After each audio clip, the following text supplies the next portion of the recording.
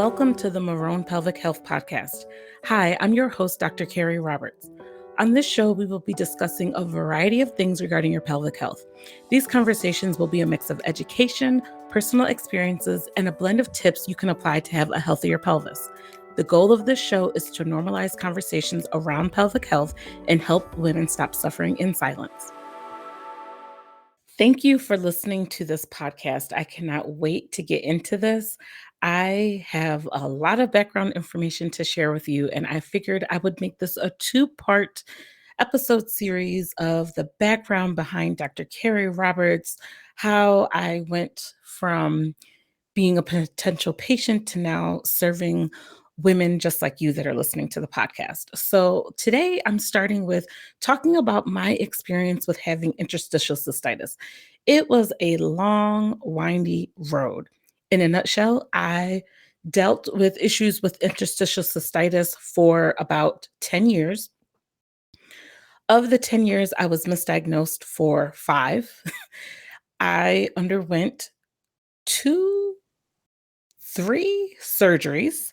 One of them was for naught, but we're going to get into it. We're going to get into it. Let's rewind all the way back. Carrie, as a little girl, I always was known for going to the bathroom all the time. I was a bedwetter. I was always told growing up I had a small bladder. I had an underdeveloped bladder. Got kind of used to being the kid that always had to go to the bathroom on road trips, out with friends. Oh, let me find the bathroom. Let me go to the bathroom. That was just me. That was an essence of who I am.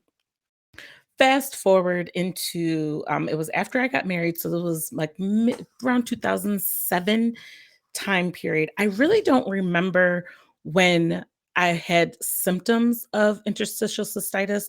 I think since I grew up being the kid that always had to go to the bathroom and I took on that identity of always having to be the person that had to pee, I think I developed these symptoms and didn't realize it because I just chalked it up to that's just Carrie being Carrie, going to pee all the time.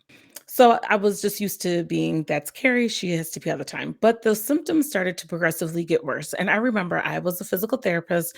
I was going to a regional meeting at the hotel. Fun fact, I was at the hotel where I had my wedding reception. And I remember going to the bathroom and having to go so bad that when I pulled down my pants to empty my bladder, it felt like pee just sprayed everywhere. And to my horror, my coworker who was in the stall next to me asked me if I was okay, and I was mortified with embarrassment. I could not believe A, my bladder did that. B, I got pee on the floor. C, someone I work with every day was in the stall next to me. I had no idea what that was. I remember that happening, and I remember thinking, I didn't want that to happen again. And I think that's when I started going to the bathroom as frequently as possible so that I wouldn't have to deal with that as much.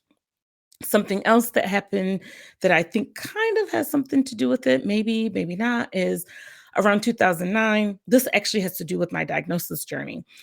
Around 2009, I started having a lot of pain and problems with my periods, and my gynecologist put me on birth control pills.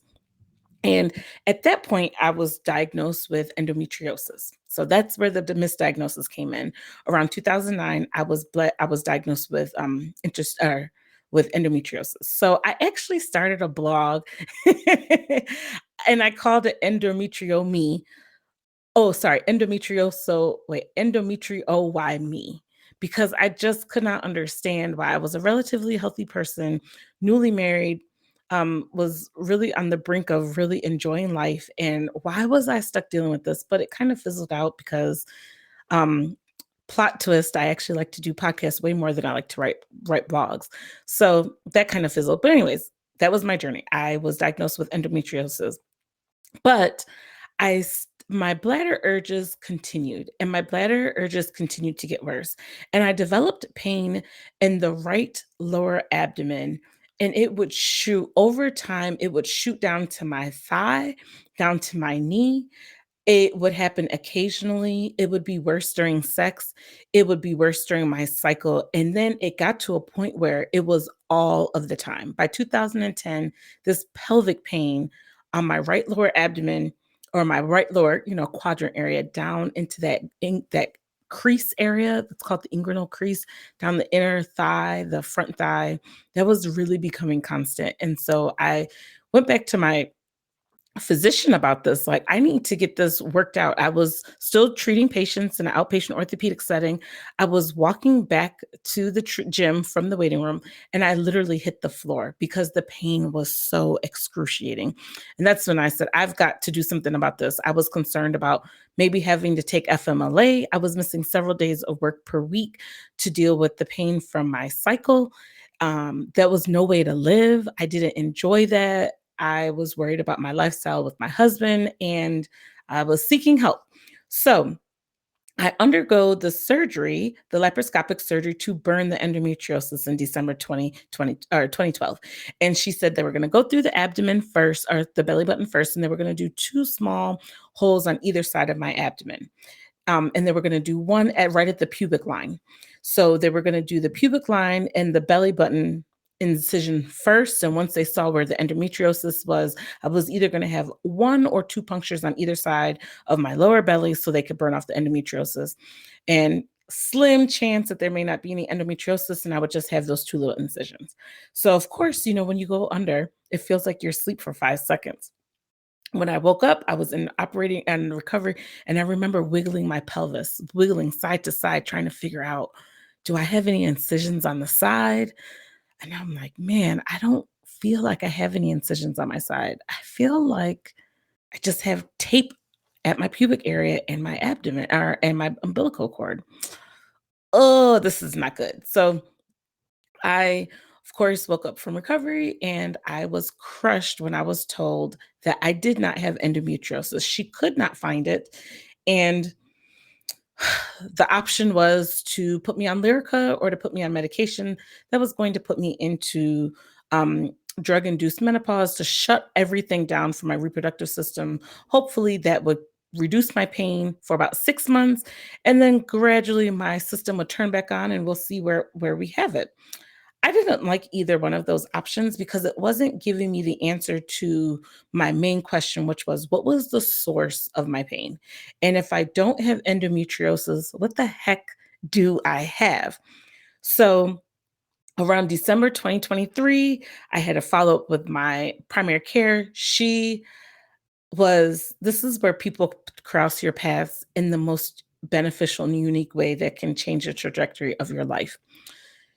I had only seen her once before, and she told me she was leaving the practice. She was going to another opportunity, and she wasn't going to be seeing patients. And I asked her, I said, look, I'm dealing with this. It's been a couple of years now. I had surgery last year. My gynecologist recommended Lyrica or other medications. I don't want to do either. Do you know any other gynecologists I could see for a second opinion? And she said, the least I can do is do that, since I won't be your primary care physician anymore. So she referred me to another doctor, another GYN who I was able to see in February 2014. So remember, guys, I was diagnosed with endometriosis in 2010. I started having pain symptoms that I can remember in 2007. So it took 3 years from that first bladder explosion to when I got diagnosed with endometriosis. That was 3 years. That was from 7 to 10. Then from 10 to 14, from 10 to 12 is when I had that first surgery. And then we're following up with a second opinion in February 14th. So we're already 7 years into the situation.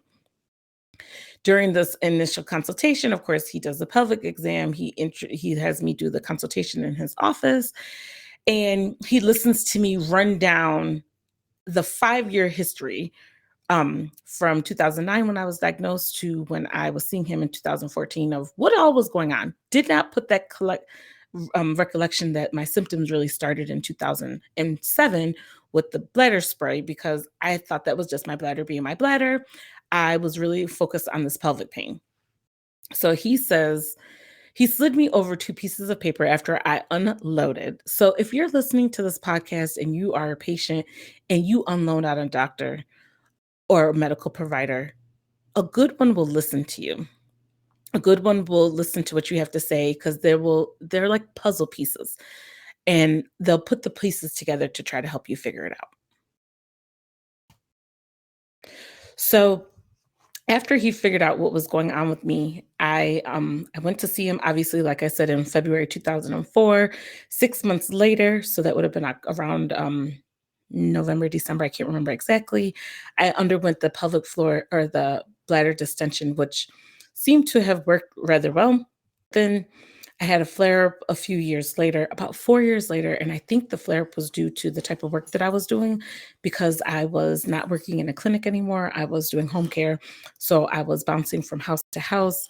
Sometimes you're not in the most ideal place to empty your bladder. So that had an impact on the food that I was eating and how often I was drinking. And that kind of led me to have another flare up. So I underwent a second bladder distension in 2018. And that really was extremely painful. In hindsight, I don't think I should have done that. I probably should have went more natural approaches. But that's just kind of my history. After 2018, I really started to go down a journey as far as educating myself with natural ways to deal with some of my symptoms, but the pelvic pain was significantly less. My bladder control felt like it had gone back to what I was used to as a kid. And I felt like, this is kind of where it's going to be. So that was my journey as my experience with having interstitial cystitis. So just as a review, to put it in a nutshell, my first memory of having a urinary experience that was really kind of bizarre happened in 2007. And then I was diagnosed with endometriosis in 2009. I was treated with birth control pills and underwent birth control pills, which got to a point where it didn't help. The pain increased and became very constant, 24-hour pain. Then in 2012, I underwent the laparoscopic surgery, found out I did not have endometriosis, went to a second opinion doctor. In 2014, I was diagnosed with interstitial cystitis, and that's when I underwent my hydrodistension. And then in 2018, I had my second bladder distension. I will say that I know what my triggers are with interstitial cystitis. My main triggers are artificial sweeteners. Alcohol does not bother me. Acidic food, for the most part, doesn't bother me. In the summertime, sometimes I go a little ham with the pineapple and the orange juice, and sometimes that can kind of flicker.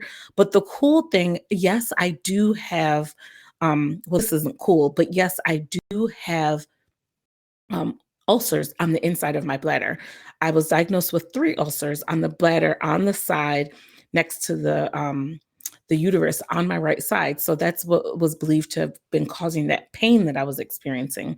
Now, that's a shot in the dark. Could it be? Could it not be? There's a lot of things that play into it with your nerves and everything like that. But, anyways, I do have lesions consistent with interstitial cystitis, as opposed to many people that are diagnosed with interstitial cystitis and there are no lesions. It's more of a chronic pelvic pain or bladder pain syndrome. I actually have